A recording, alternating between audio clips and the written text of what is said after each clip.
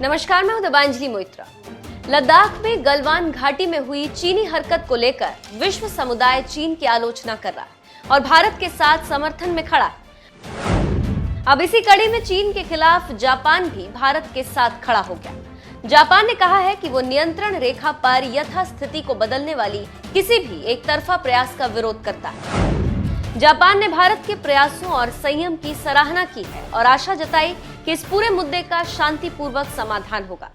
Japan के भारत में राजदूत सतोशी सुजुकी ने भारतीय विदेश सचिव एच.वी. श्रृंगला से मुलाकात के बाद ये बयान जारी किया।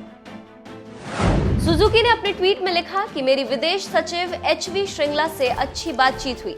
एलएसी पर श्रृंगला की ओर से दी गई जानकारी की और भारत सरकार के शांतिपूर्वक समाधान के प्रयासों की मैं प्रशंसा करता। जापान आशा करता है कि इस विवाद का शांतिपूर्वक समाधान होगा। जापान यथास्थिति को बदलने की किसी भी कार्रवाई का विरोध करता है। यहाँ पर एक बात बता दें कि भारत और चीन के बीच लद्दाख में तनाव चरम पर है। वहीं पूर्वी चीन सागर में द्वीपों को लेकर चीन का जापान से भी विवाद है। इस बीच भारतीय और जापानी नौसेना ने हिंद महासागर में चीन के बढ़ते खतरों से निपटने के लिए संयुक्त युद्धाभ्यास किया।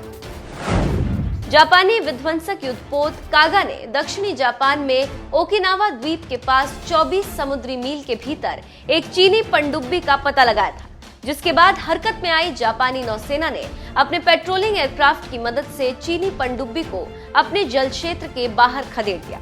इसी तरह 2018 में भी जापान ने अपनी जल सीमा में एक चीनी पनडुब्बी को पकड़ा था। चीन और जापान में पूर्वी चीन सागर में स्थित द्वीपों को लेकर आपस में विवाद है। दोनों देश निर्जन द्वीपों पर अपना दावा करते हैं, जिन्हें जापान में सेनकाकू और चीन में डियाओस के नाम से जाना जाता है। इन द्वीपों का प्रशासन 1972 से जापान के हाथों में।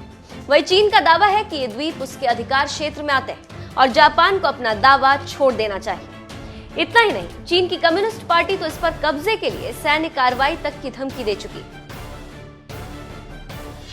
तो इस तरह से आप समझ सकते हैं कि चीन की हरकत कितनी खतरनाक है और किस तरह से आगे बढ़ रही है। अब वो समय आ गया है कि चीन की विस्तारवादी नीति को रोका जाए, नहीं तो ये आगे चलकर बहुत खतरनाक हो सकता है। अगर अभी रोका नहीं गया तो हो सकता है कि आगे बहुत देर ना हो जाए।